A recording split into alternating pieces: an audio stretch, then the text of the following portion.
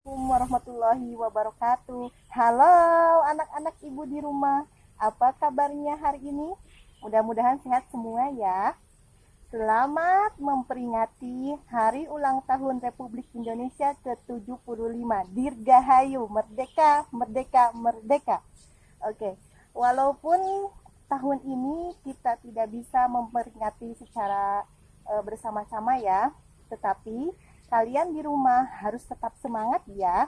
Ibu di sini mengirimkan video tentang lagu, teks proklamasi, dan histori singkat Hari Kemerdekaan. Kalian bisa lihat, bisa simak ya di rumah. Oke.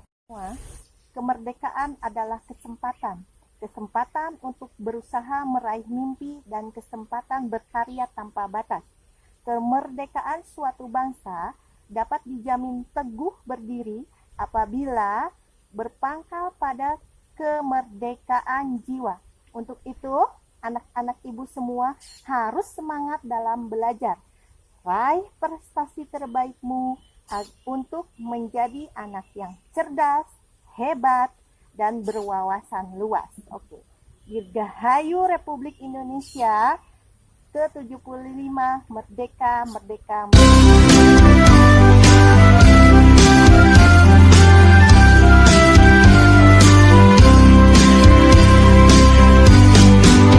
17 Agustus tahun 45, itulah hari kemerdekaan kita. Hari merdeka, nusa dan bangsa, hari lahirnya bangsa Indonesia. Merdeka, sekali merdeka tetap merdeka, selama hayat masih dikandung badan. Kita tetap setia mempertahankan Indonesia. Kita tetap setia membela negara kita.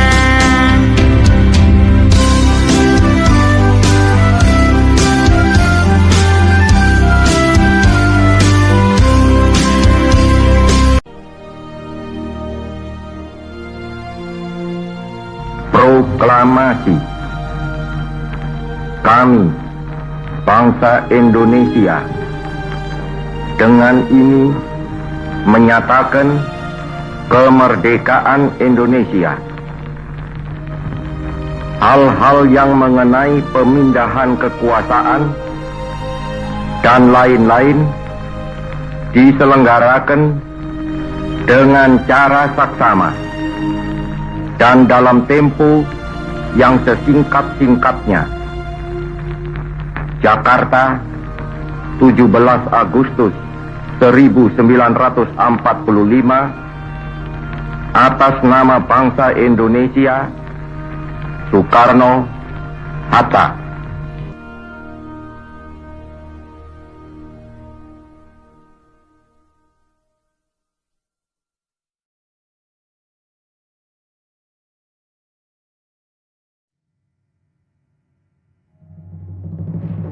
Saat Perang Pasifik atau yang dikenal dengan nama Perang Asia Timur Raya yang berlangsung selama 4 tahun, Jepang mengalami beberapa kekalahan dan menuju ambang kehancuran. 7 September 1944, Jenderal Kuniaki Koiso di hadapan parlemen Jepang berjanji untuk memerdekakan Indonesia bila mencapai kemenangan dalam Perang Pasifik. Tujuannya mendapat bantuan Indonesia dalam perang tersebut. Kaum Pergerakan Nasional menyambut hangat janji kemerdekaan oleh Jenderal Koiso. Anggota Badan Penyelidik Usaha-Usaha Persiapan Kemerdekaan Indonesia (BPUPKI) dilantik oleh Jenderal Kumakichi Harada. Rajiman Weddiodiningrat, tokoh Pergerakan Nasional, ditunjuk sebagai ketuanya. Tapi, tidak semua petinggi militer Jepang sepakat dengan pelantikan BPUPKI. Misalnya Jenderal Izagaki dan Yuichiro Nagano. Keberatan dua jenderal itu tidak berarti banyak. Mayoritas petinggi militer Jepang tetap mendukung BPUPKI. Sidang BPUPKI dari 29 Mei sampai 1 Juni 1945 pun berjalan mulus. Setelah bersidang 2 kali, kerja BPUPKI berakhir dengan baik, sesuai harapan Jenderal Kumakichi Harada. BPUPKI lalu dibubarkan oleh Jenderal Terauchi Hisaichi, diganti jadi Panitia Persiapan Kemerdekaan Indonesia PPKI 7 Agustus 1945. 21 nama anggota PPKI diumumkan. Sebagian besar berasal dari BPUPKI. Mereka sudah bersiap sidang pada 16 Agustus 1945. Soekarno, Hatta, dan Rajiman Weddiodiningrat wakil PPKI terbang ke Dalat, Vietnam 12 Agustus 1945.